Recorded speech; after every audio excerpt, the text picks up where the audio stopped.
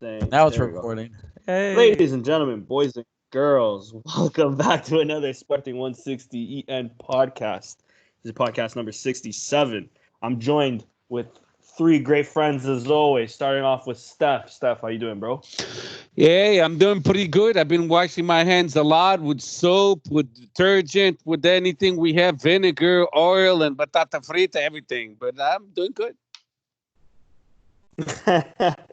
That's it, bro. We're also joined by Christian. Christian, how you doing, bro? I'm not washing my hands with oil. I'm just using soap and water, but I'm doing all right now.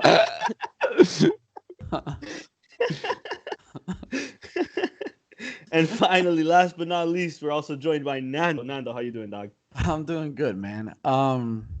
Everybody's on the topic of what they're doing, the regimen for washing their hands. I'll tell you, I've been the type of dude. I've been going back for 2 squirts, right? So I got the one hand sanitizer, and then I got the soap. I'll do the hand sanitizer, make sure I like really char it down, and then I'll come back with the squirt bottle for like 2 to 3 of just regular like Dove soap. Get that going, and then other than that, you stay home. Yeah. Nice. I've also been going crazy with the hand sanitizer. I work at a bank, so I'm always touching. So, yeah, I'm pretty sure my hands are like on the point of like fucking burning. They're gonna start peeling back. I squirt some hand sanitizer on here. They sure are, man. Anyways, let's go straight into these questions. We got quite a few here sent to us on Twitter. First comment comes from our boy David Claudio at DavidStrife35. He says, "Stay safe, my friends." David, David, stay safe out there in Portugal, bro. Much love. Next question comes from Matt Paiva at mpaiva7, Casa de Paiva on Twitter. This question is actually pretty good. He actually did a poll, and I'll say the result after. But he asks the best backup keeper at Sporting in the last 20 years. The 4 choices are Thiago, Nelson Pereira, Marcelo Buek, and Beto. What do you guys think? Wow. For me, it's Beto, for sure. Out of those? Yeah. Yeah, out of those 4. The best backup keeper in the last 20 years. Okay, so give me a Beto. Yeah. What was the other 2 one more time? What the other 3? Marcelo Buek, Nelson Pereira, and Thiago. Damn, but we've had more freaking Guardarid since then. But we've had Salin also. You can throw him in there if you want. Stojkovic. Salin, yeah, that's true. Yeah. We had Stojkovic. But he only had 4 choices because he's limited on Twitter. I see what you're saying. Then I'd say Thiago or Nelson. Yeah. I went Beto. Just I mean, I'm gonna also go with Nelson Pereira, though I do love. I'd go Nelson Pereira just because of the time he spent there. Yeah, I mean, he was obviously here longer. I just think Beto was only here for a season, right? But I just think, like, skill-wise, I think he was probably the best. Oh, yeah. What he did in the national team and also in Sevilla, he won how many cups? I mean, three if you really want to go at it, I think Ricardo, that was our Guardares for a few years, was really, really good. Really good. And for the Slesso and everything. But Ricardo was not a backup. Yeah, but he wasn't a backup. Yeah. Yeah. So actually, who's winning the polls? 43% to buy. Second is Nelson Pereira at 29, Marcelo Buek at 22, Thiago at great question, Matt. Appreciate it. Second question comes in from Miguel Morato at Miguel F. Morato on Twitter. He asks, "What's your opinion on the currently unconfirmed reports that we haven't settled the first half of Ruben Amorim's?" We'll leave that for later. He also asks, plus, what do you think of the possibility of a snap election once the state of emergency is revoked? I think it's an impossibility, by the way, with RA in charge. Who's RA? Who am I? So let's do that question instead, and we'll leave the Amorim deal for later because we're just about to talk into it after these questions. Steph, I'll ask you actually. What do you think? Will there be a snap elections once the emergencies are revoked? Do you think there's even a slight possibility of that? What do you think, dude? No, of course not. Now forget about it. There's no movement towards that. Everything is shut down. We're not going to have any snap elections at all because Varandas, as much as a good amount of Portuguese hate it, he won fair and square. So what he's doing now, he's doing what he's supposed to. He's the president for I think an additional a year and a half now, or almost 2 years. He's got left. So he's entitled to those 2 years. And how are we going to kick him out? What's the reason? There's no reason now. Everything went out the window. So I think he's going to finish his term, and then we'll just have to wait until the new elections come up. So I don't think we're going to have any re-elections whatsoever after the coronavirus at all. It will be silly anyway, because then we have less than a year left. So I don't think it's a waste of money. Yeah.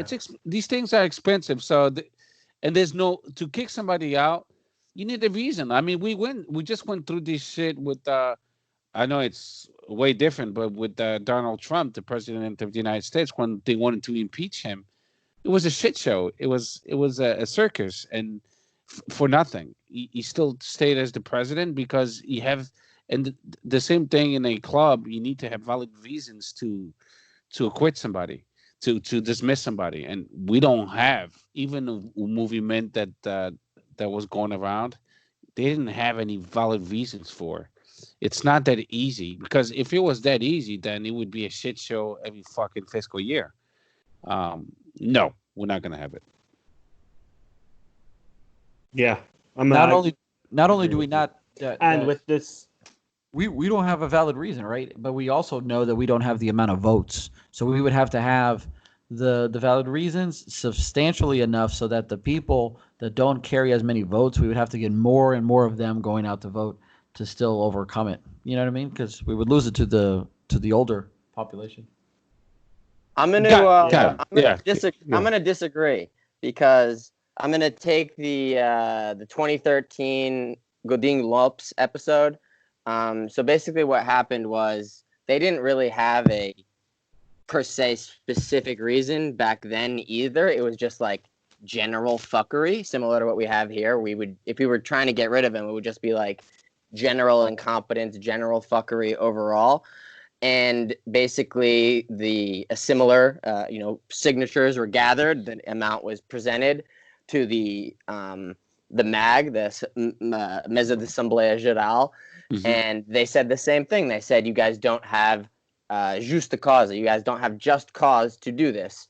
The case was brought to court, and the court ruled that the sócios are the ones who decide what justa causa is. The sócios are the ones who vote. They decide what the just cause is, whether or not the MAG agrees with them. It doesn't matter. It's the sócios that decide if there's going to be an Assembleia Geral. They had the signatures. The court ruled that the Assembleia Geral had the right to go forward. Godinho Lopes knew that he was going to get landslided, so he resigned. I literally see almost no differences with the current situation. The sócios have decided that there's justa causa. They think that he's handling the club poorly. He's indebting the club. His financial decisions. He can't pay the money to Braga that he needs to pay. I think we have plenty there, and I think that it literally wouldn't even matter because we are the sócios. We sign the signatures and we decide what the justa causa is. So I totally think that there's enough there. But I mean, like you said, Steph, we don't have electronic voting. I don't see a large gathering of people happening anytime soon. So I think that that's more of the reason why it's not going to happen, more so than the justa causa aspect of it. And we're running out of time. By the time the COVID-19 is dealt with, the window is shrinking. I don't think we'll have enough time to put together such a big movement. He got lucky. To tell the truth, the COVID-19 came out to help out this administration.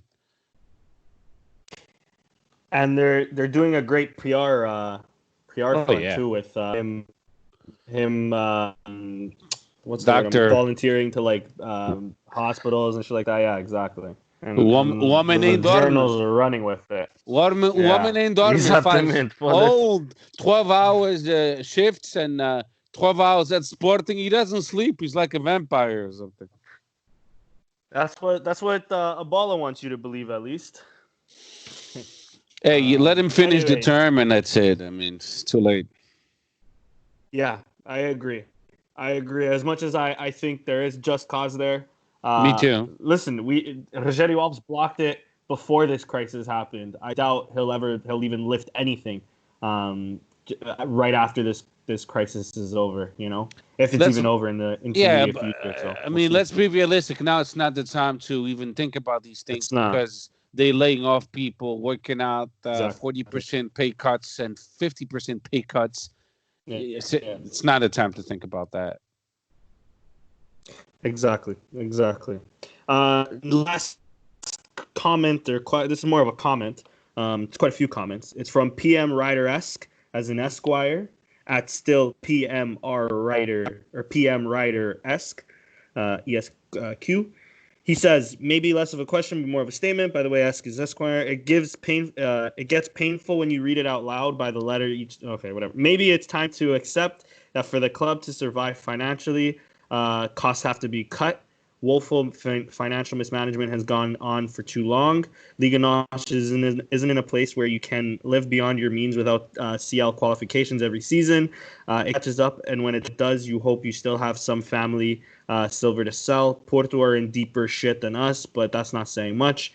Maybe now is the time to say, okay, let's start from the basics. Let's bring the youngsters through again, play them rather than using them to adjust the balance sheet. If Rafael Leão returns, don't slaughter the lad. Wow, he'll have been given bad advice, as we all have. Ibra will have a massive impact on his game. It pains me to say, but the pigeons over the road have benefited from giving their youngsters game time, and their balance sheet is firmly in the black. Any club thinking they'll get top whack for players in the summer is going to be sadly mistaken with all that's going on. If you can get the top earners off of the books, then that is going to balance the books. Everyone has a price. That's a sad fact for every club in Portugal, Holland, Belgium, etc. All usually, but now that price is going to be much lower, so is the best bet lowering the wage bill. So I guess that'll be the question. Nando, I'll ask you that. Do you agree with PM Ryder? Do you think we should be bleeding through more youngsters, especially now more than ever, and then trying to cut our costs with other players or other assets, I guess, which in turn will then lower the wage bill? What do you think? We have to kind of take the approach I think that Bruno Carvalho did with Jesus, what's the guy from the Madeira? Leonardo Jardim. Yeah, where Sporting assumed very early on in its preparations that they were going to go ahead and invest a lot in the development of some players on the team, or committed to certain players on the team. And Leonardo Jardim played that card well. Sporting kind of surprised, I think, for most of the season. And that then started the push forward with the investment on the team. So I think that if Sporting can do the same now, where you get a best of both worlds, where you have to force the development of what we have been seeing in the Camada Jovens and the players that we think have a future. You invest in them, you commit to them, you support them, and you give them good confidence, and you see how they do, sort of like Leonardo Jardim did.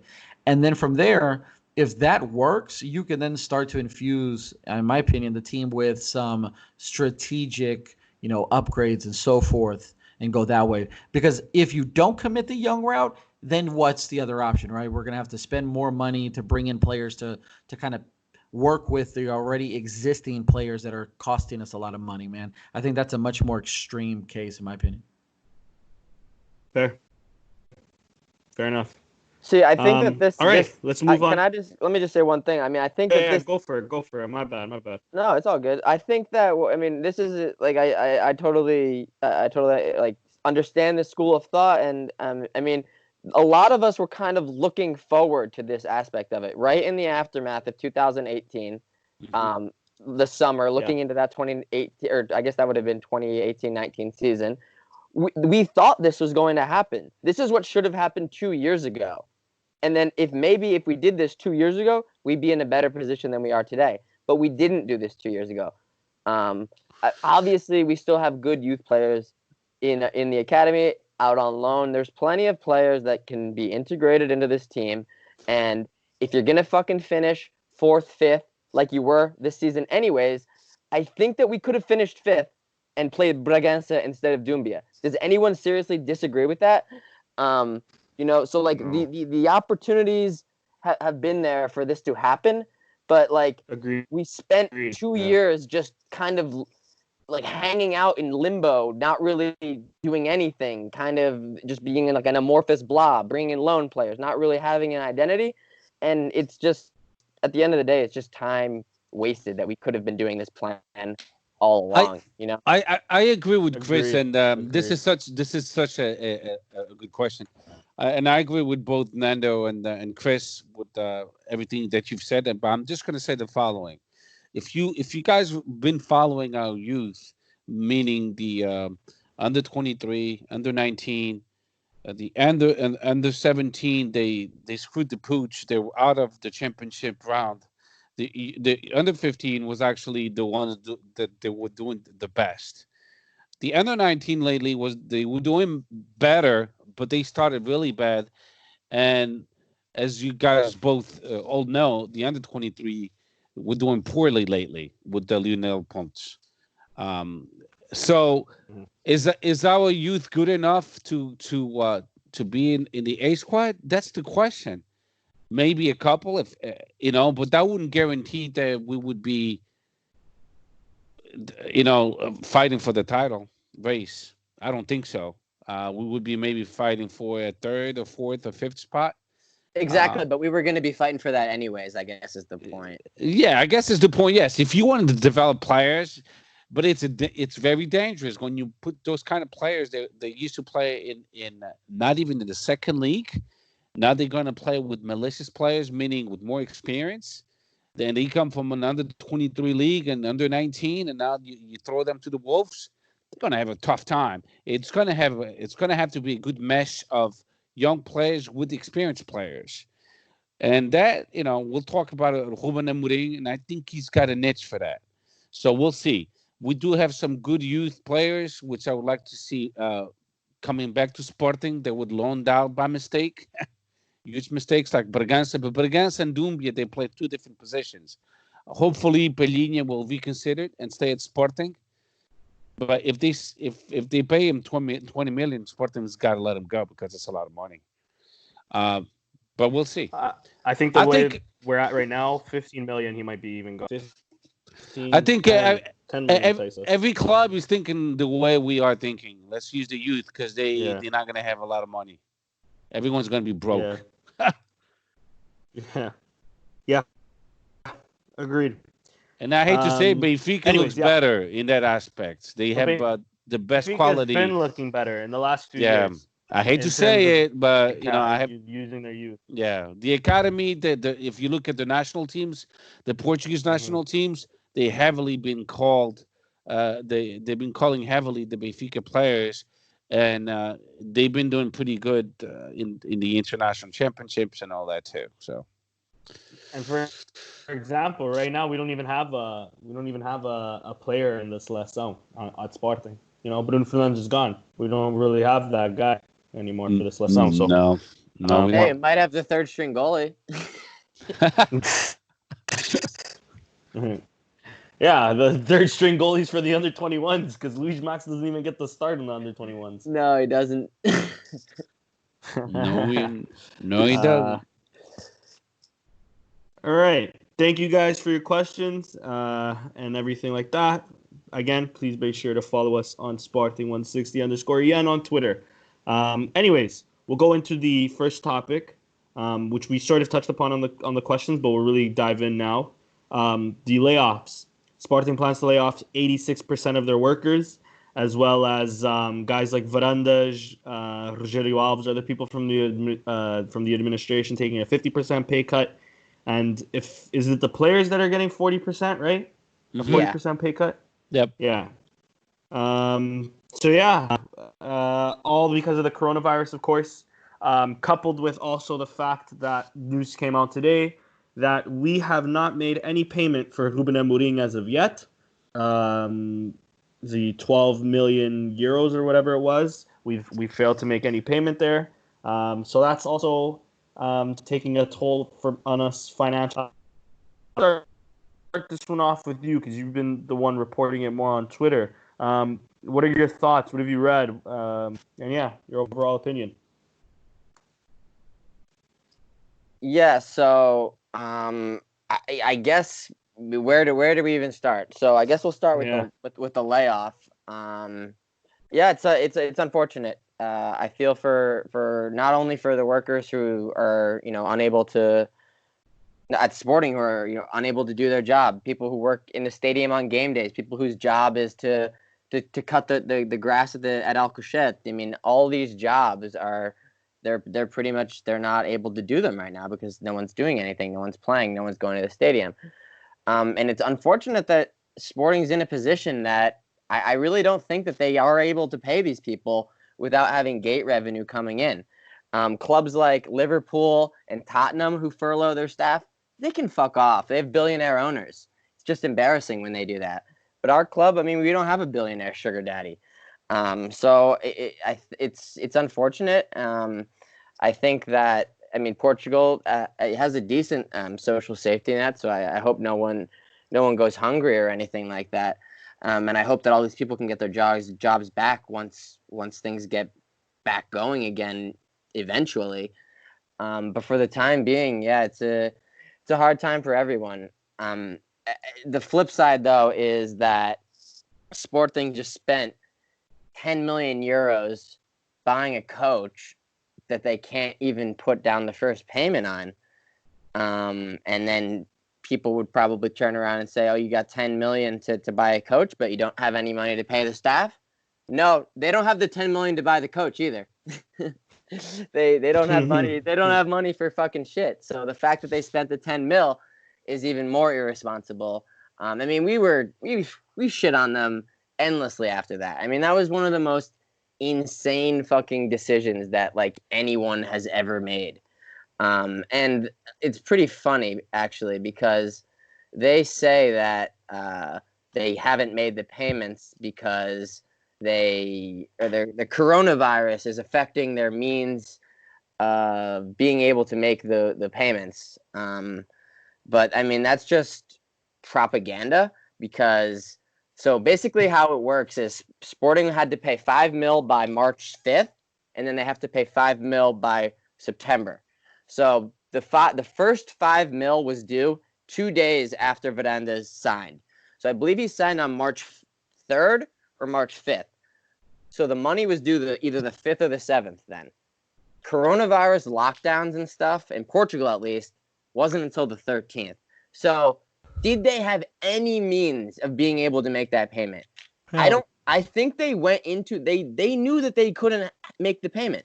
So there's now even more details revealed. There's interest on failed payment. So Salvador knew the Sporting wasn't going to fucking pay because Sporting owes money to agents, Sporting owes money to banks, Sporting owes money to players, Sporting owes money to Mihalovic, Sporting owes money to fucking everybody. Whether they don't pay them. So it's so smart of Salvador to get even more money out of this because now if we don't pay by Friday the 5 mil, it's 3 million, almost 4 million in interest.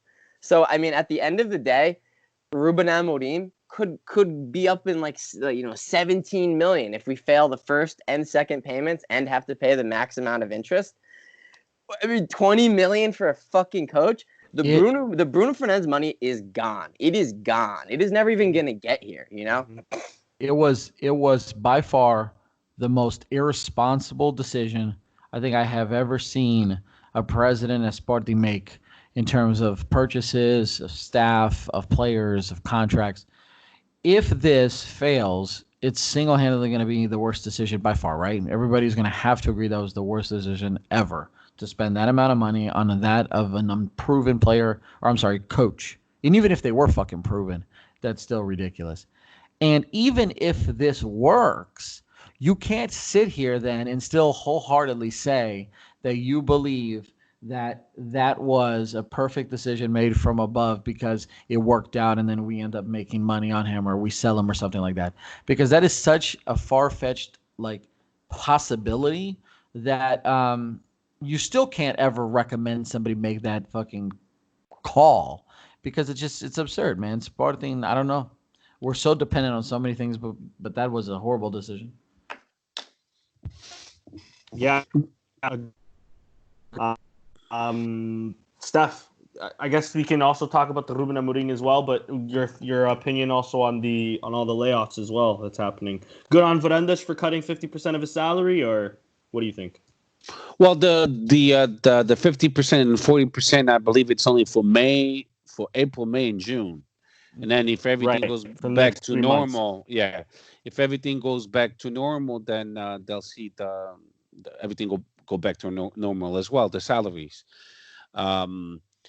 So sorry, and am I correct in saying that they also will be reimbursed if the season starts? What was it, in like May or June or something? Did I read that, or am I confusing with something else? 20%.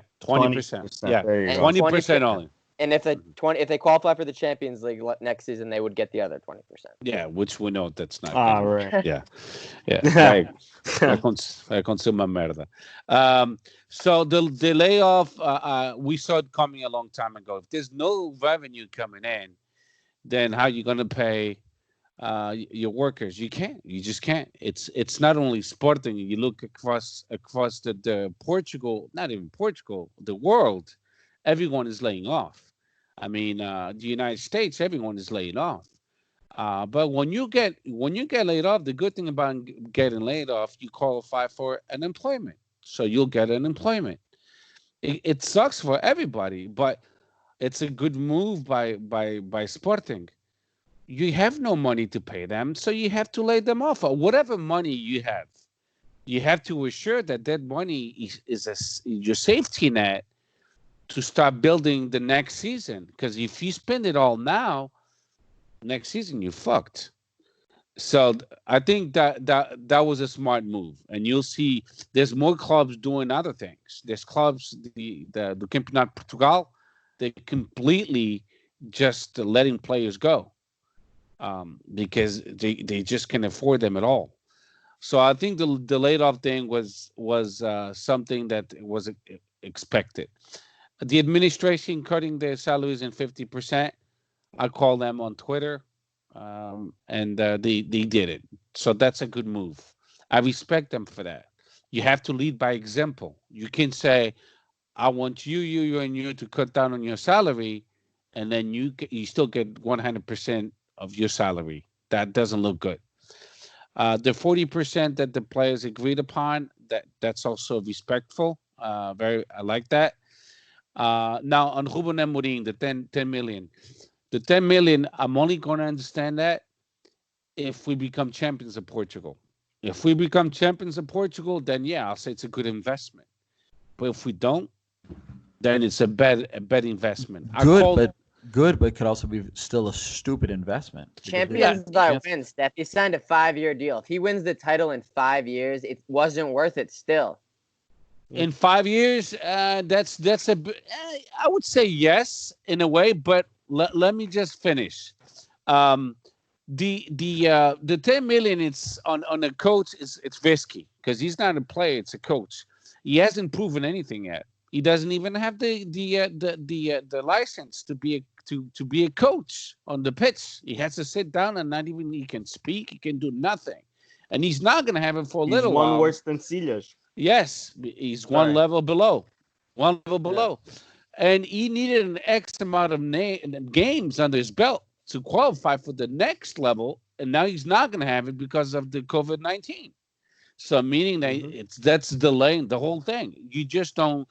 It's not one of those things that you go to classes and tech. You need a certain amount of games, professional games in the first division. So I think this was, like we say in poker, an all-in by Frederic Varandas. That was a poker move, and let's see if it's going to pay off for him. Do I see Ruben Amorim with the Nets with young players and how that knows how to read the game? It's good in a tactical wise. Yes, I see that and I like that. But it's too soon to say. So we're gonna have to wait and see. But I agree with Chris and Nando. It was a lot of money to invest on the coach. He's not a player; it's on a coach. To see the amount of money back, it's almost impossible. Are we going to sell him for 10 million later on, or 15 million to get the money back? Why Sporting didn't pay Braga? Well, it could be a number of reasons that we don't know about. Maybe they had to pay somebody else. That if they didn't, then Sporting would pay consequences, or maybe they just saving the money for whatever might be the case due to the coronavirus. Or maybe they didn't get the money that they were expecting from the Bruno Fernando sale yet. Because when you make deals with, look at the player from we sold from to Brazil. Como é que se chama aquele guys? The striker, and we in the FIFA fighting for 1 million. La do Recife, the striker, they came to our team and he didn't score. He scored 2 goals or 3 goals. I forget his name. This season or a few seasons ago? A few seasons ago. And Andre Balada? Yeah, that's it. Andre. I think you went to Corinthians, correct? So, yes, and now they owe us $1 million, €1 million. Mm-hmm. And meaning when we strike a deal with someone, it doesn't mean we're getting the money right away. Like the money from Podence, the money from all the players that resided with Sporting. I don't think we got the totality of that money yet, because they pay estações just like Sporting is doing with Braga and the other clubs, and including Sporar. We haven't paid them the whole full amount because it's by I'll pay you now and 6 months down the road I'll pay you 2 million more and stuff like that. So we're waiting for that money. So I don't know. We don't know all the details, so I don't want to jump the gun. I'm not defending the administration, but it's a perfect moment to blame the coronavirus. Why we didn't pay Braga? Yeah, it is. It's perfect timing. And then we'll see what's going to happen, but we're going to have to play Braga, that's for sure. But I agree with Chris and Nando. That was too expensive for a coach that hasn't proven anything yet. Winning against Sporting Braga, Sporting Benfica, and Porto, it doesn't mean shit. And winning a Taça da Liga doesn't mean shit to me. But do I see a few things I like about him? Yeah, I do. Tactically, I think he's good. He has a good vision of the game, and he has an edge for young players. So we'll see. Yeah, agreed. And I like Amorim too. Admittedly, I don't care what his playing career was like. Me neither. We're all born into a certain team, And I'm not gonna lie, I did like his attitude. I like Ristovski, but when he was like King Manda Soil, basically, I like that from a coach. I was tired. The one criticism I had of Kaiser. And even if Silas looking back, they're too soft. They let the players walk all over them. So hopefully Amorim isn't like that. But I agree with all three of you. 10 million is way too much, especially for a guy with 13 game experience. And that's a good way of a good comparison between him and Silas. Silas, he came all strong and fucking, hey, he's going to Sportingista. He's gonna develop the young players. You would call them for practices, and then you would never play them. Yeah. And if he did play them, it would be 20 minutes at the end. Or 5 minutes at times. Exactly. Exactly. Okay, moving on. We'll go on. We'll continue with the sort of finances, transfer dealings here. We'll go with some of these transfer rumors that have been coming out recently. I chalk most of them down, and I think most of you will agree with me. Just journals trying to fill in some empty space. But Sporting, again, have been linked to moves over the last few weeks to the likes of Slimani. Adrian Silva was mentioned a bit, former captain, of course. João Mário was mentioned a few days ago, I believe. We had Ruben Semedo linked with us again. Center back currently at Olympiacos, of course. We had another All these ace players Sporting have player, something of in course. common, but I can't quite figure out what it is. We also had Tremeni, or what's his name, from Rio Ave, the striker, And again linked to us. then you start adding in Rafael Leong, and what is the one thing that we keep seeing in pattern here? Exactly. So yeah, Nando, I'll ask you. What are your thoughts with these transfer rumors? Do you give any stock to them? Is it just journals trying to fill in some empty space, fill in some content? What do you think? I think that it's a wonderful mixture of journalists wanting to make sure that they have something to talk about during this pandemic. But I also think that there's more than a 50% chance on a lot of those players. And I truly we all know what pattern was happening here that Chris was talking about.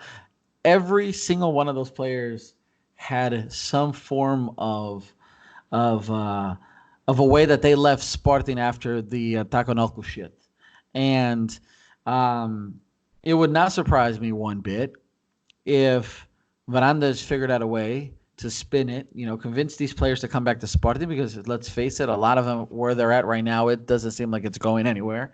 So you bring them back to Sporting, you pitch them on the idea that they get to come back to a club that's newly and improved, and the bad old dictator is no longer there, and they're no longer going to get assaulted on their way home from work.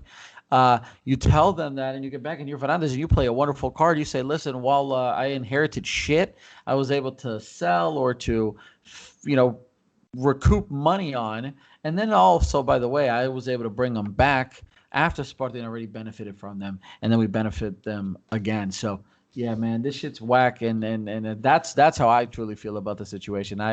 I think there is a lot of credibility there because we can all agree that those players all one way or another benefit Sporting if they come back, like Rafael Leong. He doesn't want to pay, he doesn't have the money, but if he comes back, Sporting at least may benefit from that, or if he gets sold somewhere else, Sporting is going to benefit from that.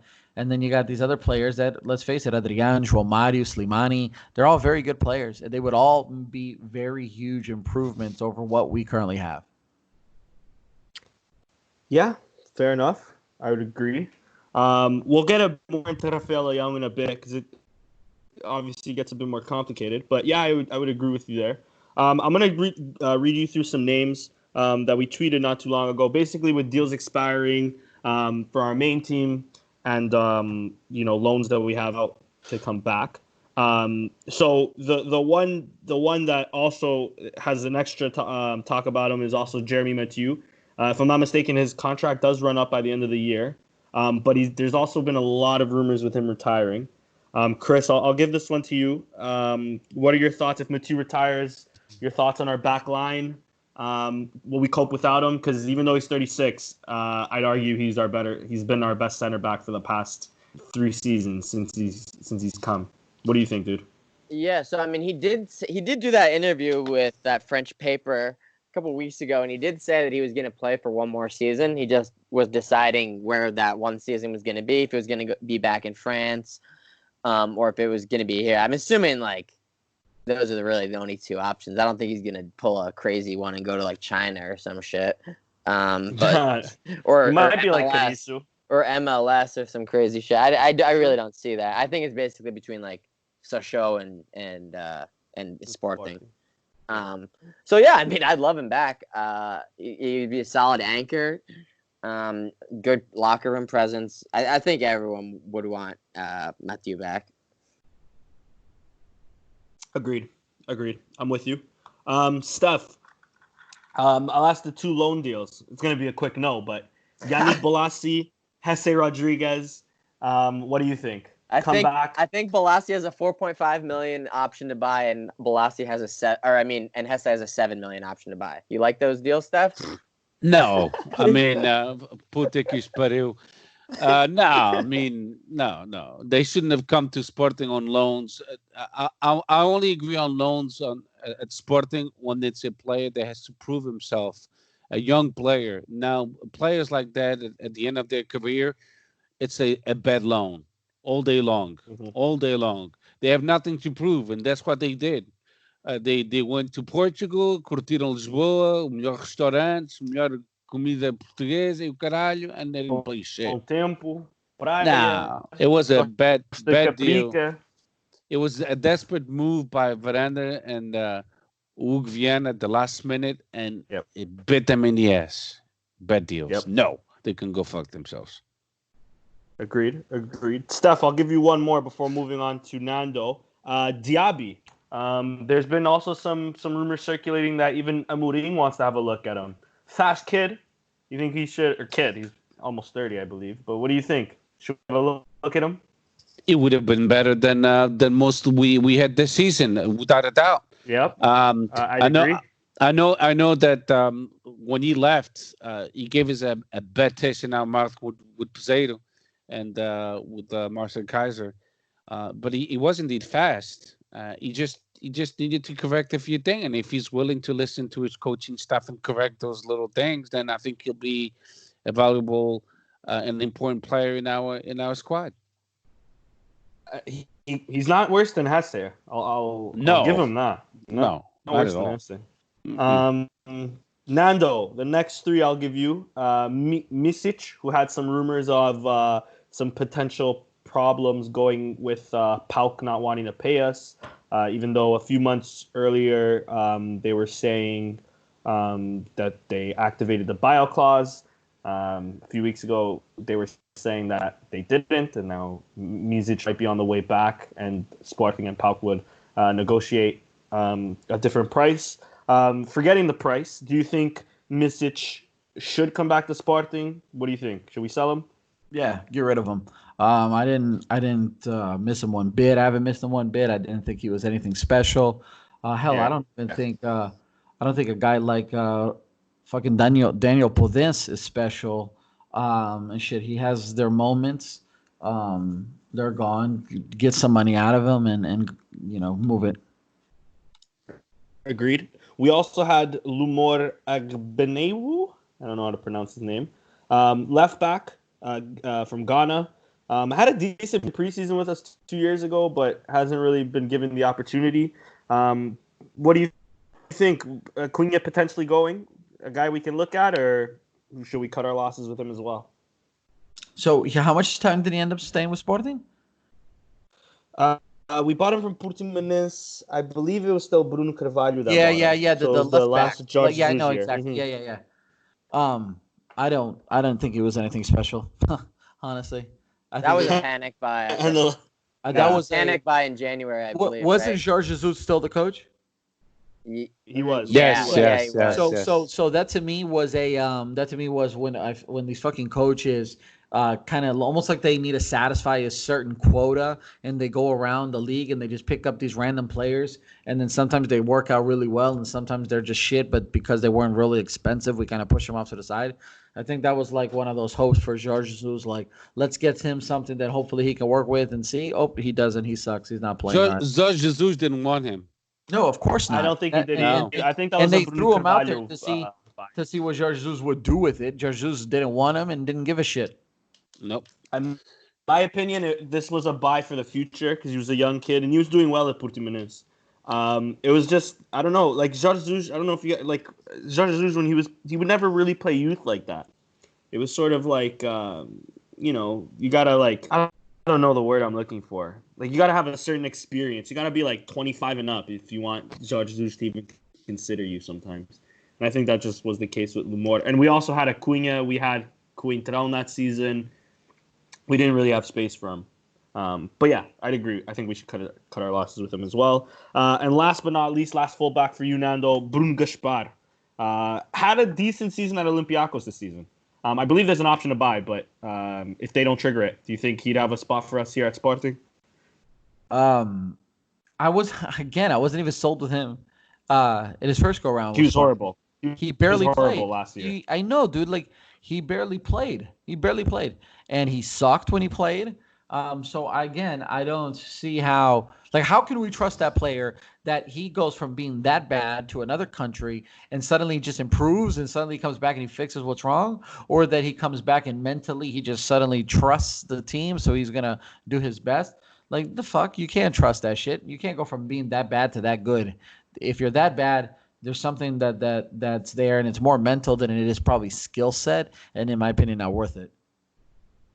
I agree with you. Steph, the last few here. I think we all agree with Daniel Bragança, so I'll mention him now, but I'll obviously leave him out. Last three here, I should say. Quite interesting options. I'll give one to each person. Starting off with Gelson Dalla of Rio Ave, who, if I'm not mistaken, scored 2 goals before when he came back to. By the way, he came back to Rio Ave in January. He scored 2 or 3 goals since. I'm just trying to confirm that. Give me 1 second. 3 goals and an assist since in 6 games. A striker can also play winger. A guy that's obviously been in our radar for the last few seasons now. Never given the chance at Sporting. Do you think next year should be his year, or what do you think? No, I think it already came out on the news that Ruben Amorim wants to see him back for the preseason to see what he's got. So, and I think he deserves at least that. I've always seen a lot of potential from him.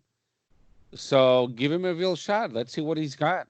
We have nothing to lose. I mean, especially in a year that's going to be to rebuild and we don't have a lot of money. We already have the players, so give him a shot. Agreed. Steph. Christian. This other one's another interesting option. Also on loan with Bragança at Estoril. Rafael Barbosa, an attacking midfielder, could play on the right, could play on the left, could play in the center. He's played most games on the left this season. 4 goals in 22 games, not bad for a midfielder. I'm just trying to pull up more of his stats here. All right, not much else recorded. Of course, this is the 2nd division. But what do you think of Rafael Barbosa? Do you think he deserves a shot for next season? Yeah, I just want to go back real quick to Misic because he has 31 appearances, 6 goals, and 11 assists. And he scored that banger of a volley that kind of went viral this season. I do remember that. Honestly, Misic might be worth a look. And it seems so certain that Paok was going to activate that clause. Like, oh, yeah, duh. Like, he's balling, duh. Obviously, we're going to activate it for $1 million or whatever, $2 million. But I think, like, with everything going on now, like, everything, nothing is certain. So, like, if we can bring him back, I think he might be worth having a look at in the midfield. But to Rafael Barbosa, honestly, for me, probably not. I mean, I've watched him play a couple times. He's all right. I mean, I'm not gonna say he's bad, but for me, he's more of like a Moreirense, a Rio Ave type player. I don't think he's ever a player for Sporting. Yeah, fair enough. I agree with you, actually. Last but not least, another player loaned out to the 2nd division, Leonardo Ruiz from Varzim, 23 years old, Colombian, 11 goals, 1 assist in 18 games. Varzim sitting in 6th, so not too far off the top, but obviously nowhere near the promotion. So not a bad team, not an amazing team in the 2nd division by their standards there, though they're not far off the race. What do you think, Nando? Do you think Leonardo Ruiz should get another look at, or what do you think? Yeah, I think he should. Sorry, I should say top goal scorer of the 2nd division as well. Yeah, and how old is he? 23. Yeah, he definitely should be given another opportunity. He's taking care of business where he's playing right now. He's obviously doing a very good job being top goal scorer and putting all these goals in. So when you're performing that well, you've got to at least look at it. Has there been a development? Has he suddenly learned a new technique? Has he just naturally improved? Or do we think that this is just a kind of one-hit wonder for 1 year and then that's it? So we can't, rely on it. But the only way to find out is if you give it a shot. You have nothing to lose because he's coming off a heck of a year. So, yeah, I definitely think you give him a shot. He was sorry, I misinformed you. He was. He was super but let me just coming out of quickly correct myself. Say that again? Go ahead, Danny. Sorry. So in the 2nd division, he's top goal scorer in Varzim with 11 goals. He's tied for 3rd with 11 goals. Okay. 2nd place has 12. 1st place has 13. So he was in the hunt for the Golden Boot. I definitely think that's still plenty worth it. He's of course still scoring the most goals on his team, and he's still top 3. Like, I can't be mad about that. Yeah. Sorry. Go ahead, Chris. I mean, he was supposed to be a kind of like, because Sporting stole him from under Porto's nose because he balled for the one of the UEFA Youth League The team, B team. the Porto UEFA Youth League team. He kind of like, I think Porto made it to the final. I mean, they might have actually won the UEFA Youth League with him, correct? I believe so. And he was like the superstar of that team, and we kind of like snuck in there and grabbed him. So he was always a promising kid, and then the past couple of years he's kind of faded off. But yeah, who knows? Maybe he definitely worth a look. Yeah, worth a look. I personally think he's trash, but worth a look for sure. The stats have improved. I haven't seen him this year, at least. I mean, But from what I've seen in the past, I think he's trash. 12 goals in the second division. It's pretty good, though. It's not. Our second division Not is bad. tough. No, definitely. It is. I'm not taking anything away from him on there. I just think what I've seen in. But anyways, well, all the best to him. Hey, if he comes next season, scores 20 goals and shuts me up, I will not be mad at him. You know what I mean? I'll be very happy. And then last sort of transfer rumor, not really a rumor, but something being thrown out there. Already mentioned a few times, but we'll go into more depth. Rafael Leão, of course, last podcast, I believe it was, we announced that the FIFA courts or the UEFA courts, somebody's ordering him to pay Sporting 16.5 million. And now Carlos Vieira, ex-vice president, not ex-vice president. What was he to Bruno Carvalho? So I don't misspeak. He was the vice president. The accountant, right? Oh, he was the vice president? Okay. Yeah. Yeah, my bad.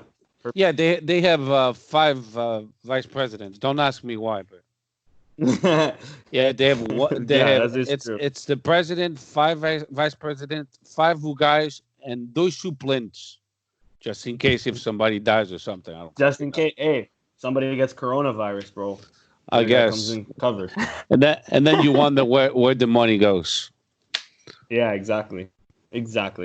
But anyways, he was sort of suggesting a potential return from Rafael Leão, seeing as he can't pay back Sporting the 16.5 million, and of course some murmurs of us still negotiating with Lille and AC Milan to help them sort of pay back that debt. Of course, everything's being thrown in the air right now. Nothing's certain.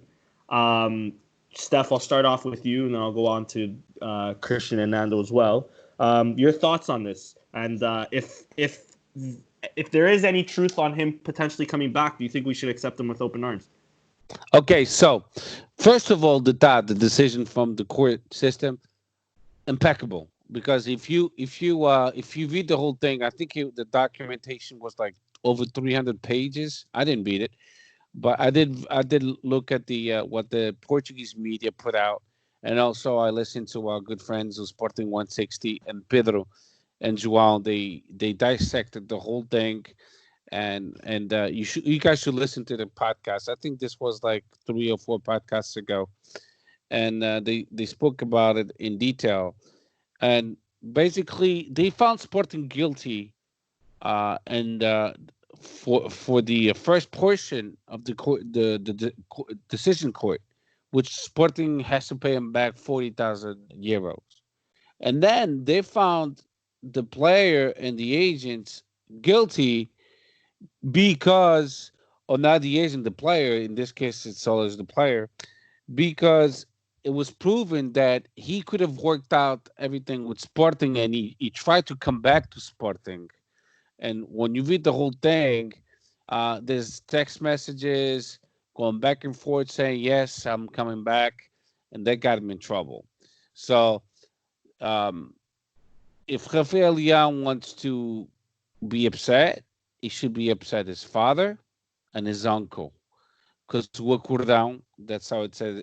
You said in Portuguese, it clearly says that it's a proven fact that his father and his uncle, which his uncle I think is his agent, were the ones that convinced him not to come back to Sporting. He was just like a step away of coming back. Even o Tiago Fernandes, which he was involved in the process, he said he was on his way back. His father and agent, greedy after money, they the ones that convinced him not to sign back. And he was going to get a great deal. And he was going to get a lot of respect, given opportunities to start and be like treated like a star, and he shit on all of us. So with that said, great that he has to pay us back. Really phenomenal. But when you think about all this, now let's go back to William Carvalho, Rui Patricio, and all that. None of those players decided to come back, not even once. So it looks like we would have lost those cases in court.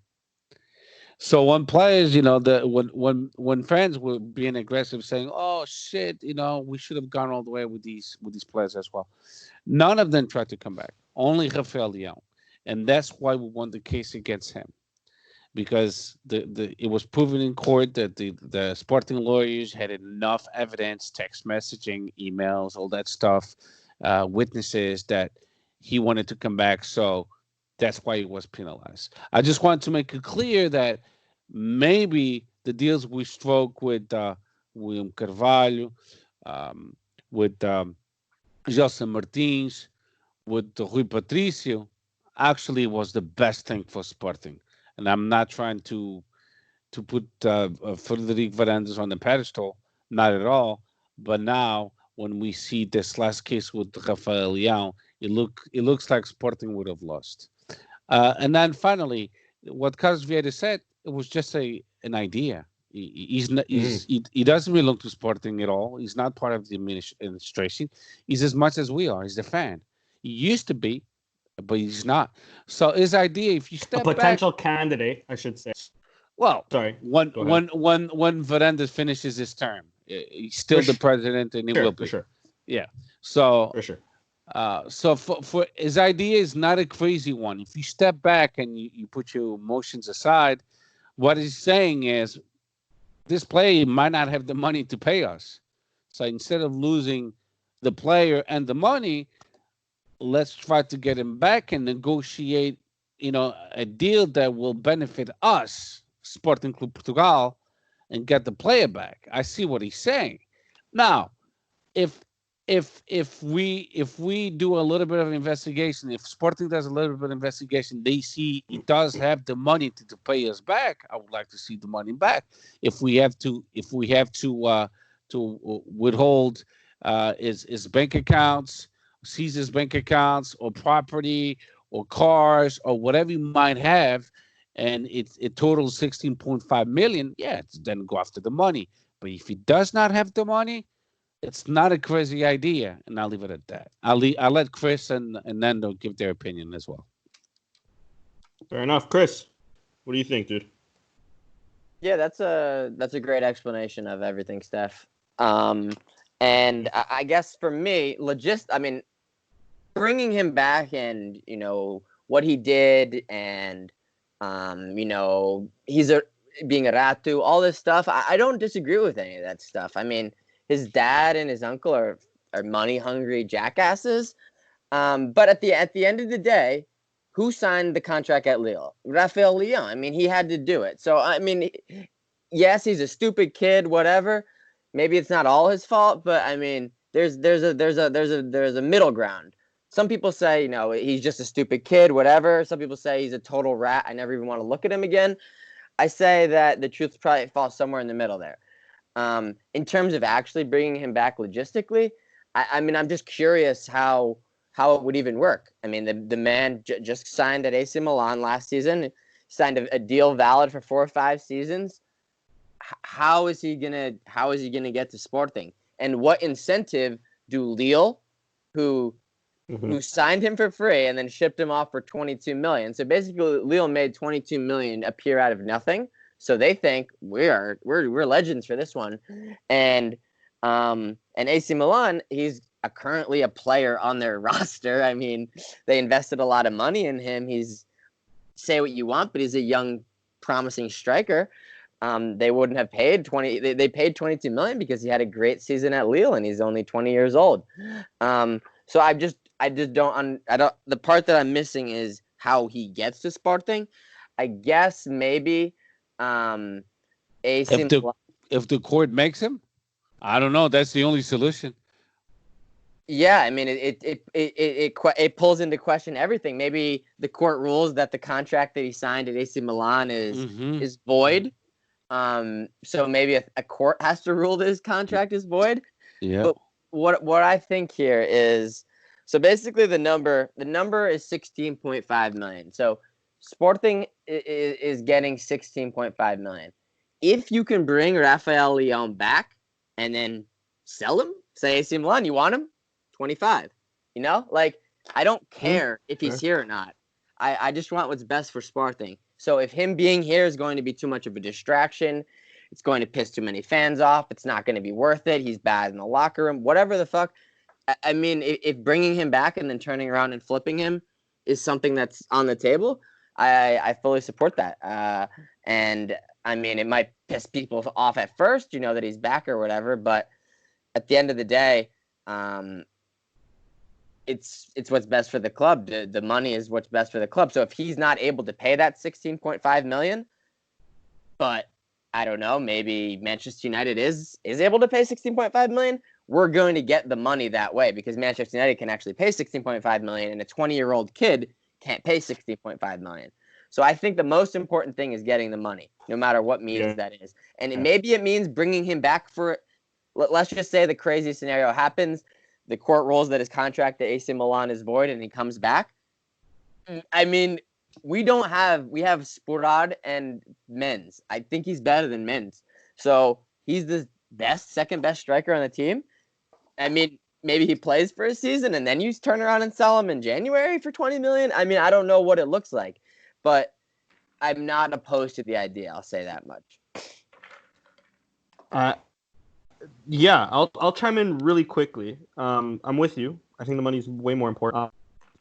But just as an example, the same way Bruno Fernandes, I mean, to this day, still gets criticism from Sporting fans. But at the end of the day, I think, listen, he's definitely one of the better players we've had in the 20th century.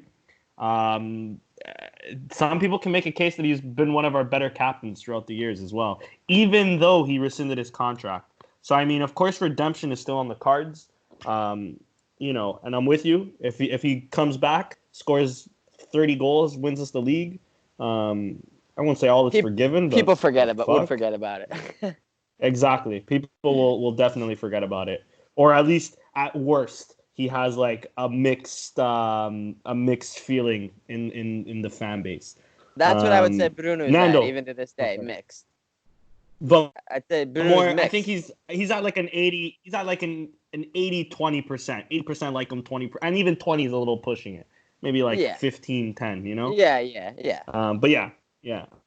I don't think Rafael Leon has to do some amazing stuff to even get on 80-20. But if he does come back, which again I don't think that's going to be possible, simply because Lille definitely won't pay us. Lille from the beginning were saying they won't pay us, and they didn't pay us, and then they still sold them to AC Milan. And AC Milan aren't the financial powerhouses they once were. I don't think they'd want to pay 16.5, and I'm sure they'll go to court for it. Well, they already paid 22. They already invested 22 million into buying Exactly.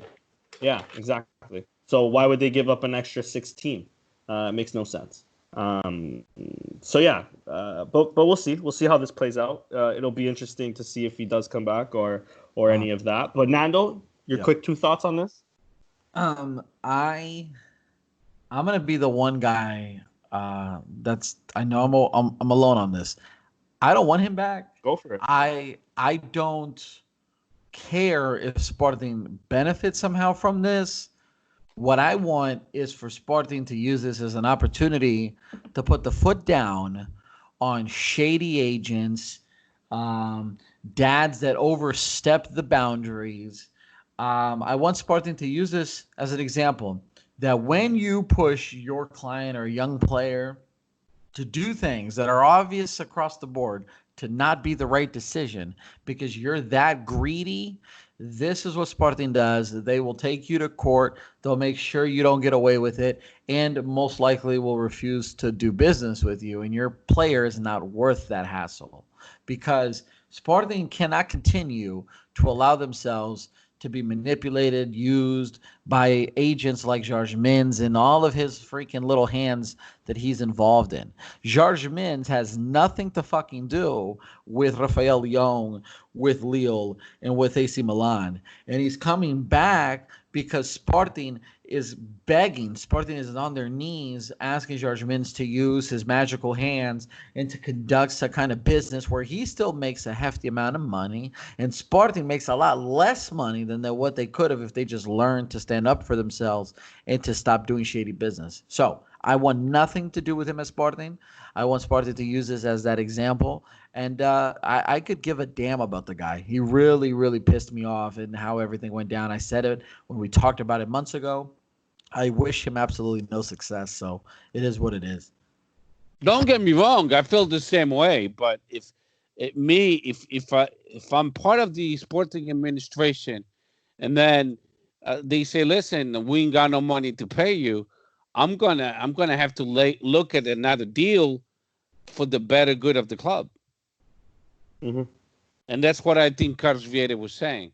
He's an outsider. He's not in the administration. He was just, like Chris said, I think it's impossible because you have to deal with AC Milan saying, "Whoa, what the hell? We just paid Lille X amount of money.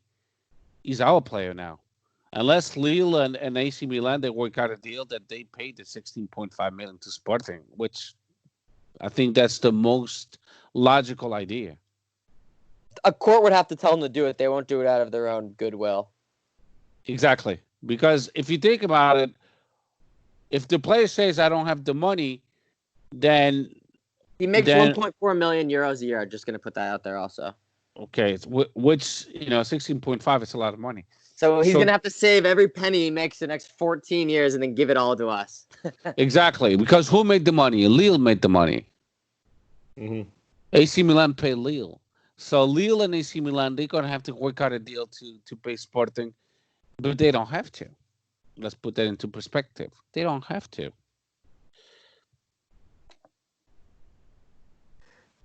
Yeah, fair enough. We'll end the Rafael Leão talk here. Last talking point is standings. Steph, I'll start this one off with you because you had actually some great ideas on what you think should go on. Should the league stop? Should it restart? I know the Premier League was talking about. I actually don't know if it was the Premier League or if it's just like news outlets shooting the shit, but talking about a continuation until the end of next season. But it's just going to continue on from this season. Ton of ideas on the table, but what do you think should take place with all this with this COVID-19 outbreak and all the league stops? It's actually pretty simple. If you look at the, I'm gonna respond to you guys with a question, and if you guys don't mind, be fast.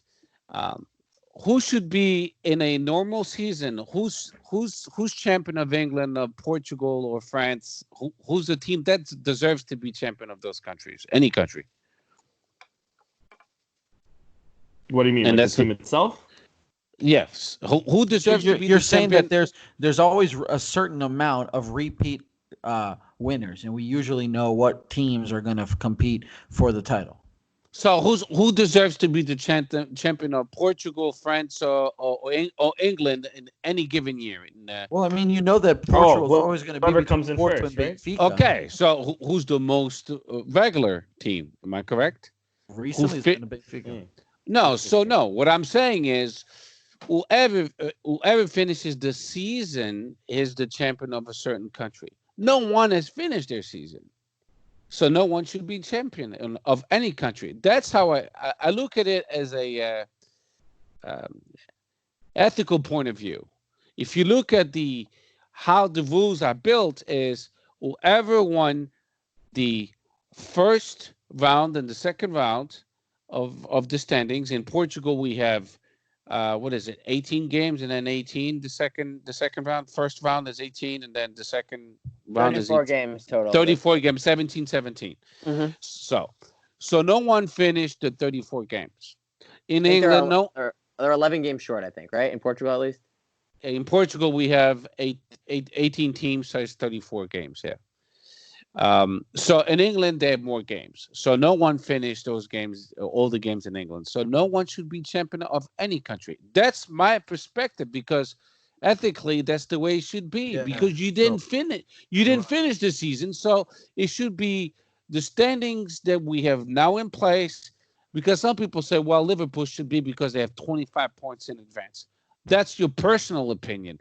Because if you stick by the rules, the way the rules are is whoever finishes the season, at the end of the season, the most regular team would be the champion of England or Portugal or France and so on. No one finished their season. So meaning that it's an easy solution. No one is champion. In 2020, there's no champions. So for the standing purposes, the way it is now, for the Champions League and Liga Europa and all that, I agree. The way it stands now, then Porto, in our case, in the Portuguese league, would directly go to the Champions League. Benfica, Sport Lisboa Benfica, would go to the playoff. Braga would go directly to the Liga Europa, and Sporting would go to a playoff for Liga Europa. The last bottom two would be demoted, and that's the way it should be. But there's no champions in Portugal whatsoever. So I'm gonna make, that's my take on it. I mean, you guys tell me, Dan. Nando, wait. Nando, before you go on, let me just ask Steph a quick question on his format. Because I actually like it a lot.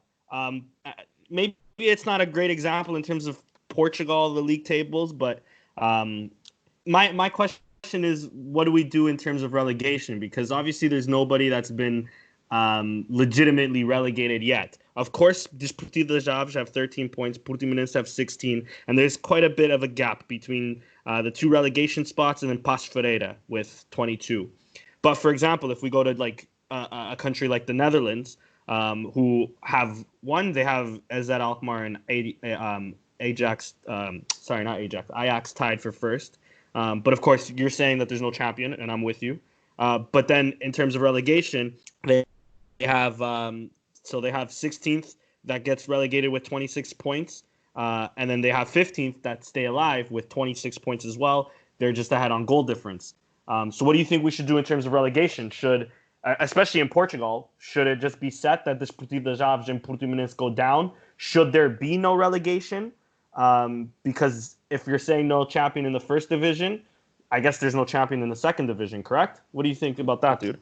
Correct. I feel the same way. So there's no relegation as well, because the season was never done. It was never completed. It's to me, it's clear like water. If the season wasn't done, there's no way you can make decisions that who's going to be relegated, who's going to be champion of Portugal or England, and so on. It has to be, hey, this was a wash. It's just like the school system for the kids. I mean, here in the U.S., they're talking about that no one advances in certain states. Is it a crazy idea? It sounds like it is, but wait, they're actually saying that? They're saying, like, if you're in second grade, next year you'll be in second grade again? Yes. They're talking about it now. Crazy. I did not know that. That is crazy. Yeah. No. Yeah, someone is flirting with that idea, which is getting a lot of people upset. Yeah. But in soccer, in the soccer leagues, it's simple. Why the fuck would you say Liverpool is champion because they have 25 points in advance? I would understand that. First of all, are you a Liverpool fan? Is that what you're saying? That? Or so then, if England says, well, Liverpool deserves it, then Porto would say, hey, then we should be champions of Portugal. It doesn't matter because it's only 1 point. So we finished first. I'm going to make this point pretty quick and pretty clear because I feel very, very strongly about this for many reasons, but a couple primarily stand out. So I gotta be against you on this, Steph. No, it's fine. So you don't crown the champion as they are, but you absolutely continue this season, whether that's the end of this year, next year, wherever the time comes where we go back to a quote-unquote normal and we can start having sports again, you do not start a new season. I don't care if that delays people's careers or things take a little longer to finish. The reason being is you are talking about, and I sympathize with Liverpool a little bit on this. I know Danny, you don't like Liverpool, and it's all fun and games. But and it's funny because we are opposite reasons of each other for this. Like, I am sad that my Sporting hasn't been champion in 18 years, 19 years. Liverpool also hasn't been champion in all those years, right? I can't imagine what a fan base across these countries, especially Liverpool's, would feel like if they saw that being taken away from them. If they weren't given the opportunity to continue to prove that they can get 3 to 6 more points and be crowned champions because they're already 25 up ahead. And then that itself, you would lose so much credibility if you're the Premier League, if you're FIFA. You cannot do that to clubs, whether they're big or small, clubs that have an opportunity to go up from the second division to the first, so forth and so on. There's a lot of things that are at stake, and to stop it because of a crazy year, well, then do a crazy thing like moving the Euro this year. It's going to be moved to next year. They didn't give a damn. They're just 1 year over. Do the right thing, even if that may not be the most popular thing at that time. Give fans an opportunity to finish off their dreams and how they were doing with their clubs.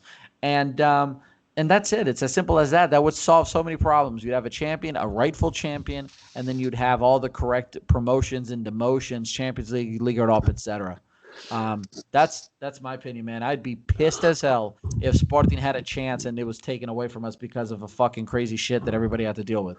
The only way to finish this season, which I think it's impossible, would be empty stadiums, just the players, and they would have to be tested. And that's fine. I know, but it's not going to be allowed. That's the problem, because when you talk about only the players, it's not only the players. So you just finish it next year. Just prolong it, extend it. But now it's affecting the new season. They won't let it.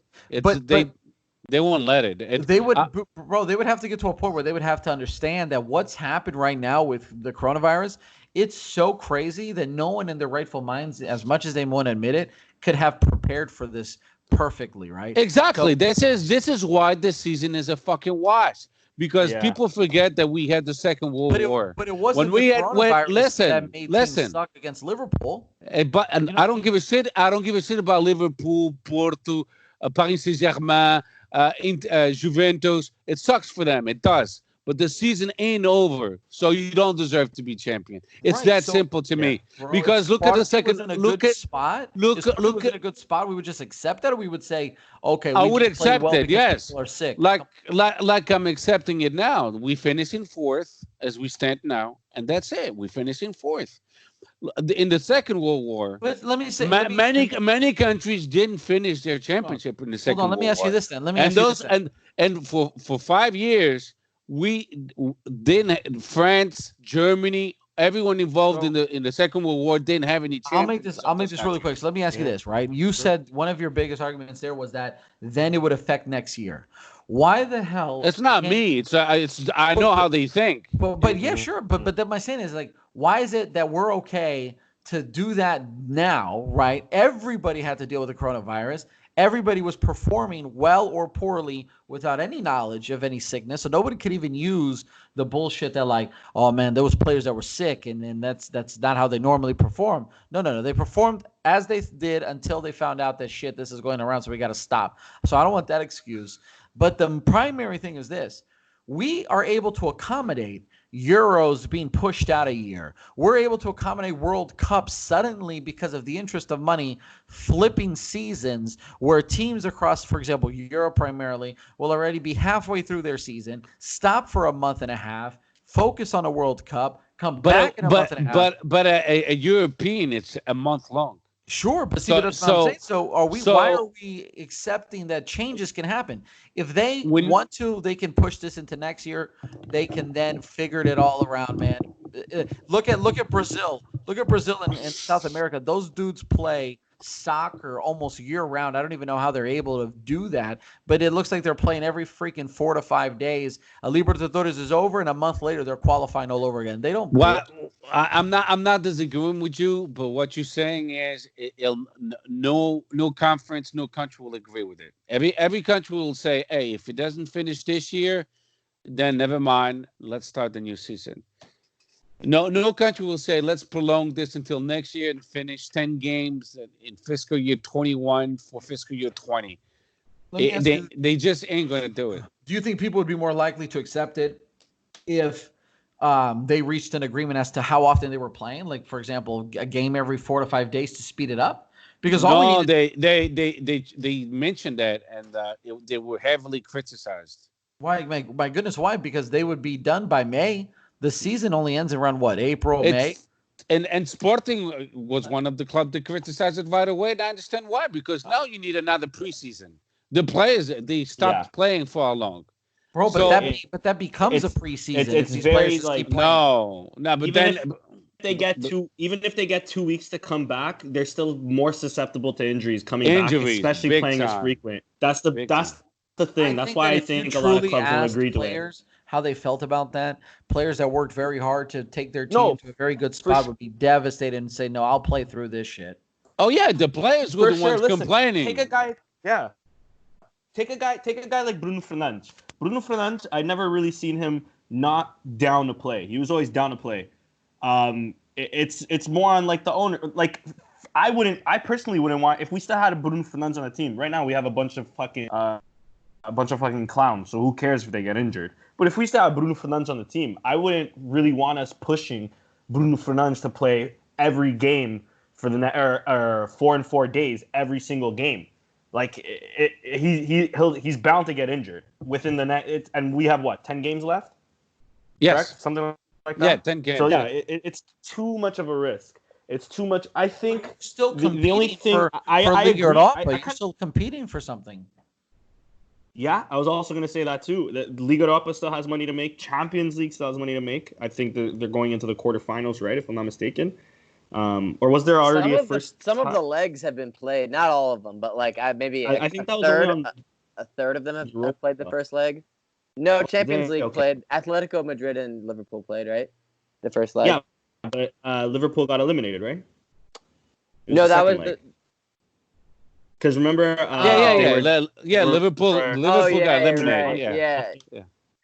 Okay, so only the. I think it was just Liga Europa. Yeah. Okay, I got it. I know United played their first leg. The thing is, okay, let's keep things into perspective. If the season, let's say for whatever reason they say, you know what, let's do it in July.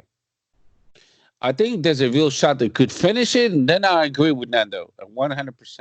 They could still play July and August and finish 10 games in July and August and do a preseason sometime in June, the 2 last weeks in June, if all this is allowed. Because the thing is, imagine Sporting says, okay, we're going to, start our mini preseason in June, and then half of the team gets the coronavirus. Yeah. Then they're going to be like, what the fuck? It's your fault because you did it too soon. You didn't prepare for such a thing. So, no one wants to be the guinea pig. Yeah. So I think Nacional de Madeira actually, they started the practices. But they have masks on, 6 feet apart from each other. That shit is wild, by the way. Yeah, it's crazy. That is wild. Wild. But, if the season is not over this year, then no one should be champion. I don't give a fuck if you're 25 points ahead. And I feel for Liverpool. I do. Because they were pulling a great season. But to me, it's all about ethics. The magic of the game and the championship and the Premier League and the Liga NOS is whoever finished all the games and was the most regular team in the season at the end of the season. There's no end of the season, so no one should be champion. No one. And it sucks for Liverpool. But at the same time, would I want Sporting to be champion of Portugal the year the coronavirus happened and 50,000 people died? Nah, I wouldn't want that title, to tell the truth. Me personally, I wouldn't want that title. And no matter what happens, let's just say they decide to award championships just as they are. Let's say in 4 months, we decide to finish out the season in September. No matter what happens, whoever ends up being the champion will always have an asterisk next to this season. Always. That was the Corona season. That was when that crazy shit happened. Oh, Liverpool won that. Let's just say Liverpool, they play this shit out.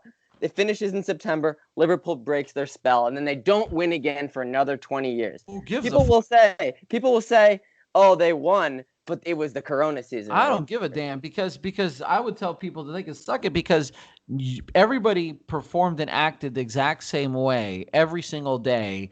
Like nothing was an issue until their fucking state or country or whatever municipality decided that suddenly they had to start practicing social distancing. That was the time. And at that point, when they mentioned social distancing, sports was already done. It's not like they were going ahead and being like, man, I don't know if we should keep playing while people are doing social distancing. My wife is sick, my son is sick, and I'm just mentally not there. No, it wasn't like that. They stopped playing. They knew it was done. They performed however the fuck they performed up to that point, good, bad, or mediocre, whatever. And yeah, but Nando, let's just say they advance. Like, let's just say they play the games out 3-4 months in the future. Yeah. You could say like, let's just say like, for example, Porto, they're 1 or 2 points up, right? Let's just say they end up losing by 4 points. They could always turn around and say like, this is fucked because we were on a roll. We had momentum, right? Yeah. We beat Benfica, Exactly. and then we had to stop for 4 months, and then it got fucked up. So I'd say no matter what happens, there will always be an asterisk. There's literally no right answer, you know? There will be an asterisk. You're 100% correct, and everybody has good, valid points on this. But I think at the end of the day, when you are a league and you are dealing with millions and you are making a promise to fans and across the country and the world, and of course, these guys are corrupt, but the ones that aren't, you're making a promise to fans that you're going to be credible, that you're going to, be honest, and you're going to deal with things. These are adults. These are grown people that make millions of dollars, and they're playing with people's money. They're playing with people's livelihoods by just they don't like that it's not a perfect scenario. They're going to make more money if they finish the leagues than they are if they don't finish the leagues. They're going to put people more importantly, at home because people miss their sports and won't fucking venture off because that's a fact. People would be more likely, they did a study, to be home if sports was still currently going on. And you have to look at that and put all these things into effect. They're going to have to deal with the Euro being moved next year. They weren't planning on it. Now they got to deal with it. Things got thrown around. Things got done, and in my opinion, to end the season is almost looking like people were looking for reasons to end it more than they were looking at the facts in front of them. Seasons happen. They change, they sometimes Portugal had 16 teams, sometimes they had more teams. They fuck with stuff at their convenience. And if your team was good, bad or not, up to that point, that's just how they were. And as a professional and as a person that's supposed to do their job because they're playing a fucking sport, they're going to deal with the World Cup being switched to the winter. Players are going to suddenly be playing more than they would normally be playing.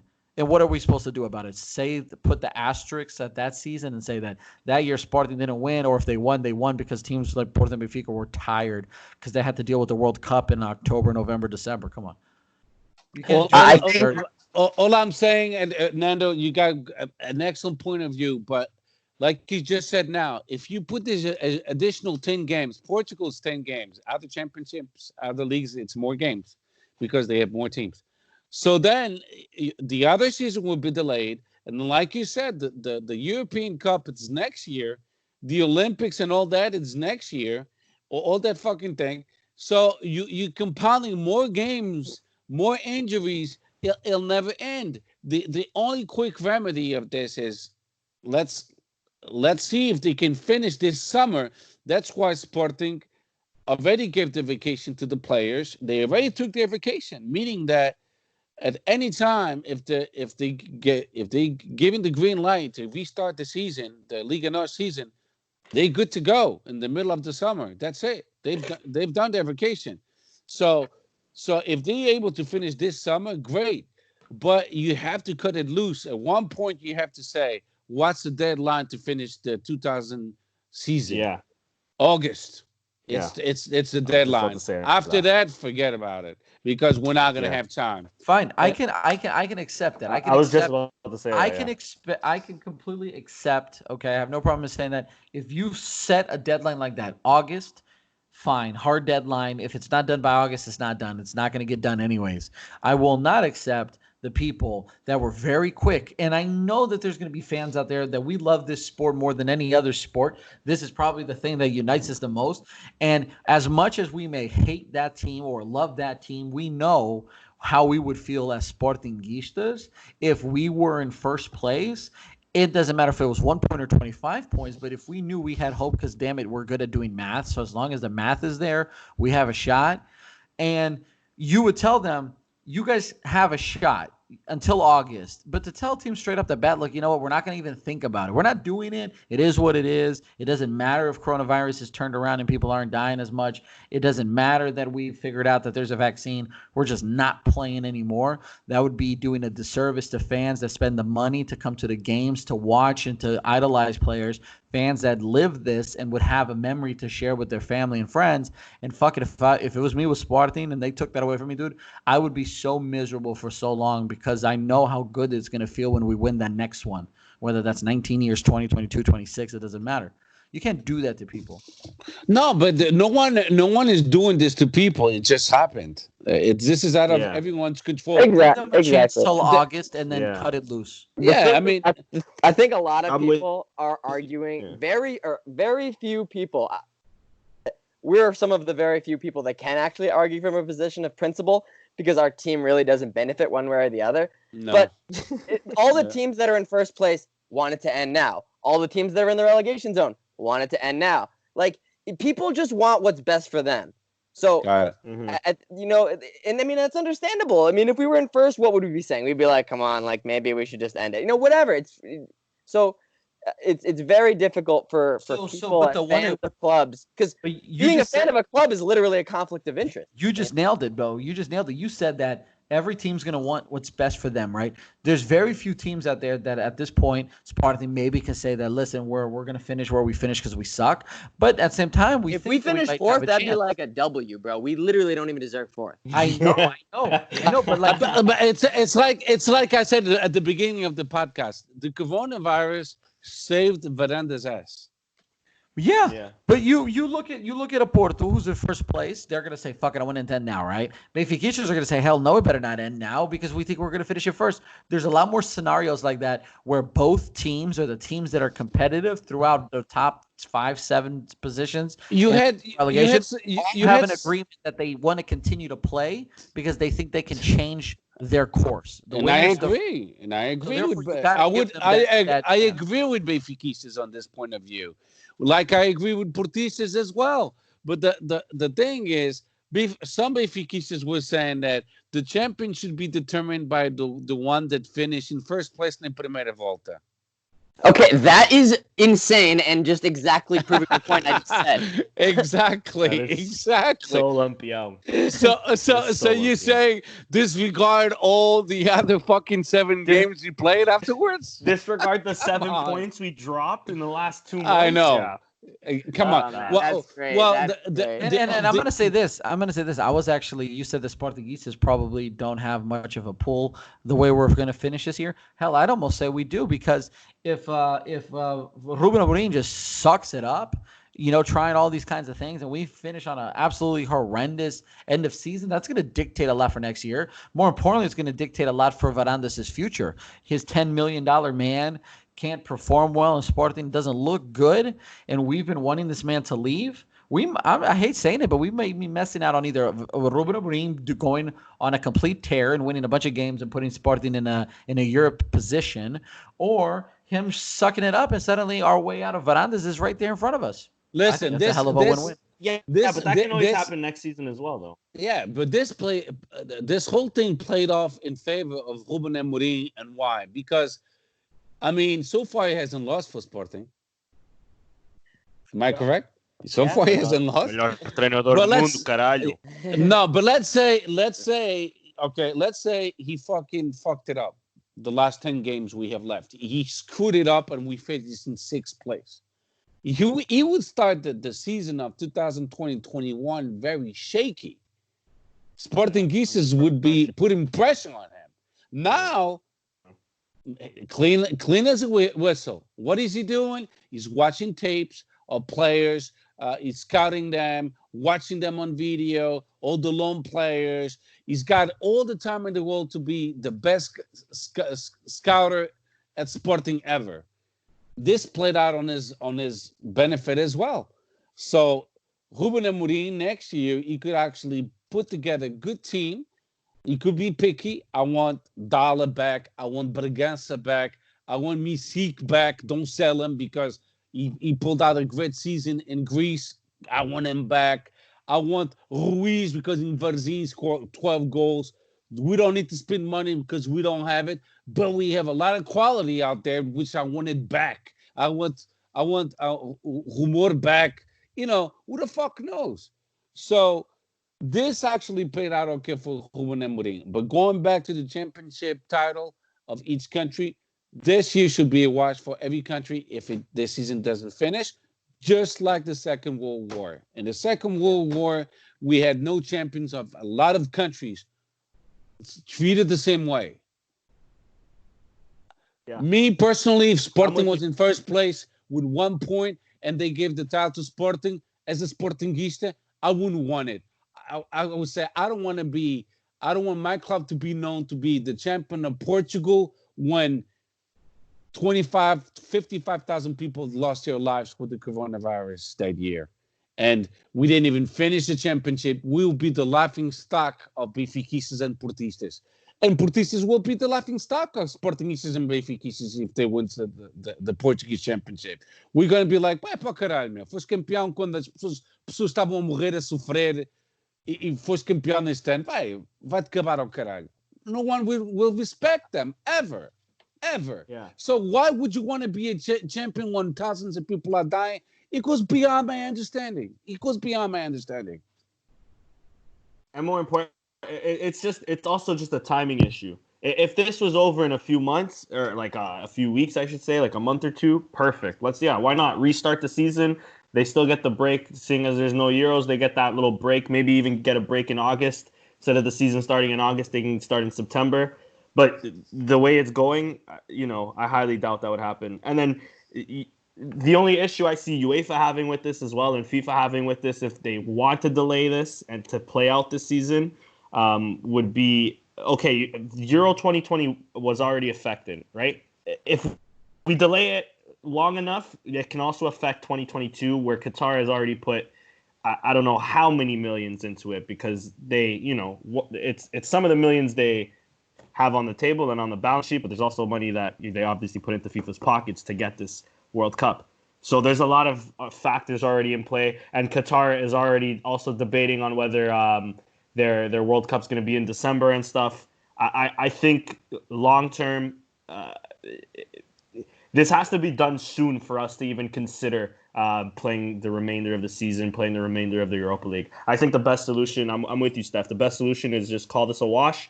The teams in the Champions League, Europa League spots get it.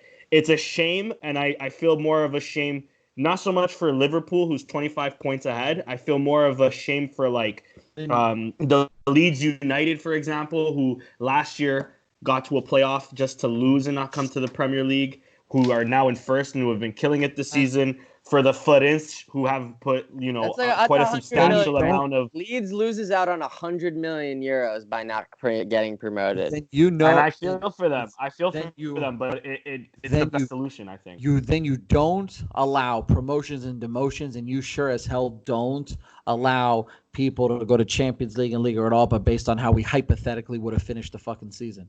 You don't. If you're not gonna let people win a championship because you're worried that they're gonna be hypothetically called to be the Corona champions or this, that, and the other, then you don't get the fucking by a direct result of that action make a team potentially win the Champions League and then them say what? They were the Corona virus result because the only reason why they made the Champions League is because they hypothetically would have finished in first. Maybe they weren't, or maybe they made it and they weren't going to finish in fifth. No, you can't fucking do that. They either finish it and what they finish is what they do, or they don't finish and nobody gets to play pretend and nobody gets to reap those benefits. But that's one fair, but But no, it's not fair because that's now you putting in jeopardy the Champions League for 2020-21. Doesn't matter. And the league. No, it's not. It's a question of money, buddy. Screw it, because because these clubs need the money. That's a lot of money. Yeah, I know they need the money, but if they, that's a lot of money to lose. I know they needed the money. That's when you use common sense, though. You have to. There would have been teams, no doubt in my mind, that would have finished up like there are going to be teams if the season played out that would go from fourth to third to second, even second to first. So how can you hypothetically say then? Because you're saying that you don't think it's fair that they're going to be champions because of the shit that happened, but then you're saying that it's fair that they would have finished that they should go. I'm not saying it's fair. I'm saying that at some point. Okay, so you're saying that it's because of the money, right? But then that money. No, it's not the money. It's not the money because it's the money, of course. But at the same time, those competitions will exist next year. But so what are we saying? A team that didn't make it there into that position of the Champions League.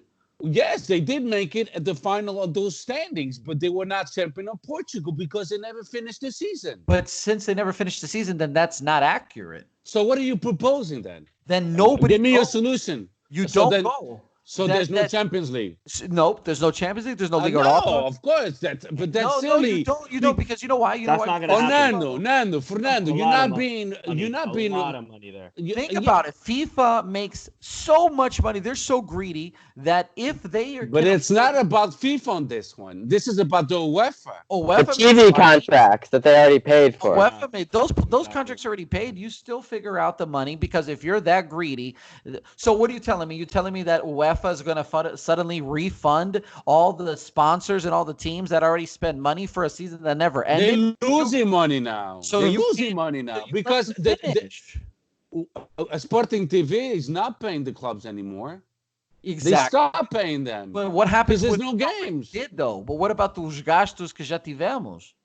No, but the thing, this month, next month, and the following months to come, there's no more money.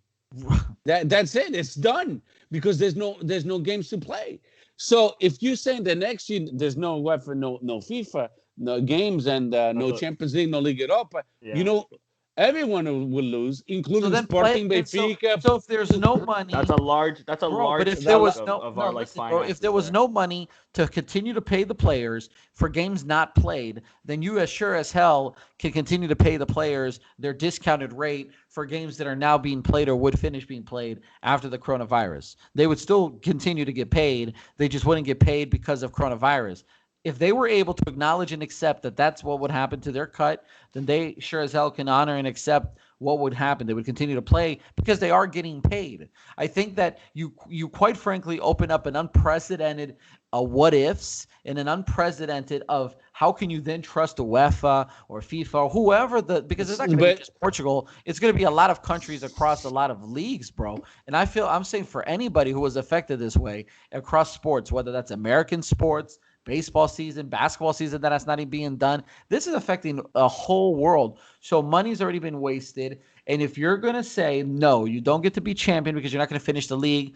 And then you don't get to say sure, but yet you still looked like you were going to finish in first because looked like wasn't finished.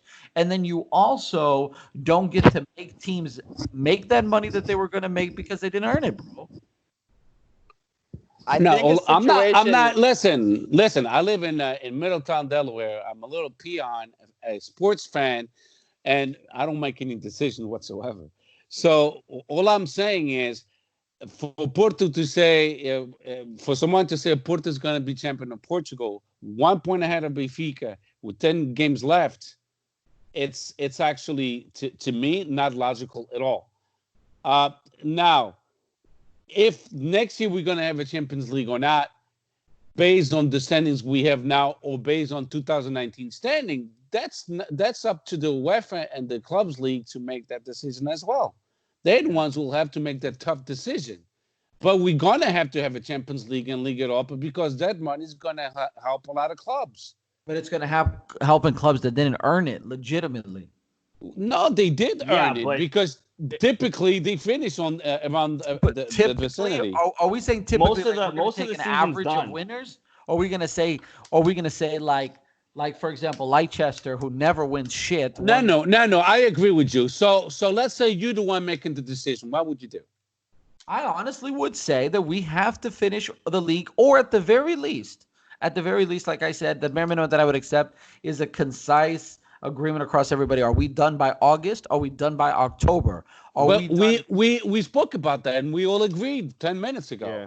You even said it yourself. August sounds to me like a good idea. But We reached that When it agreement already. passes it, it's the issue. But Okay. what if When we it- can't play the thing that I am going back and forth on, right? So I do agree that there's a certain deadline where it's like, all right, we got to cut our losses, move to the next season. But I think we're all in that mindset that like we'll be good like August, September, October-ish. What if it's longer? What if we can't play again I don't- until December, exactly. January? Then I think the argument is strengthened for let's just finish this season. Because what are you going to do? Start a new season in January 2021? That also makes no fucking sense, you know? yeah, Agreed. 2022, Ronaldo's 39 years old, and Yeah. That- But me personally, I'm going to just emphasize this. To me, it's very important. I wouldn't want to be champion of Portugal 1 point ahead with 10 games missing. I wouldn't want No. to be. I would not. Me, want I to wouldn't want to be. Hell Yeah. no. I would want to No. fight for it. But I don't want somebody to take that. I fight. also wouldn't want to say the champion of the Primera Volta should be champion. No, because come on. that I has to be one of the stupidest things I've ever. Did Neil say Já era that? Steph? campeão 30 I vezes. think Neil said. Listen, we already have that. We already have a Sporting champion, campeão de inverno. É o Sporting Clube de Braga. Braga. Sporting is Pois. known as the club that quando chega o Natal tudo fodeu-se, man. Ganhou a taça da Liga. If they want to go with that rule, o campeão de inverno de Portugal foi o Sporting Clube Braga. Okay, so they should be champions then. Actually. You know, if they want to be that stupid, olha caralho. I'd say we call it there, guys, and we let the listener make up their mind from here. For sure. It's on you guys. If you made it this far, please leave comments down below on YouTube. Get to us on Twitter. What do you guys think? Should happen at the end of the season or whatever? Guys, another great podcast. Another great debate. Loved it. Every second. Follow us on Twitter at Sporting160_EN. On Instagram at Sporting160EN. Of course, you're on YouTube. Sporting160EN, SoundCloud as well, and iTunes as well. Guys, I'm wishing you all the best, of course. Keep staying safe, stay healthy, stay indoors, wash your hands, wash your balika, your tomach, everything. Make sure everything's clean, bro. Guys, stay safe out there. And, Viva Sporting, boys. Viva Sporting. Viva o Sporting.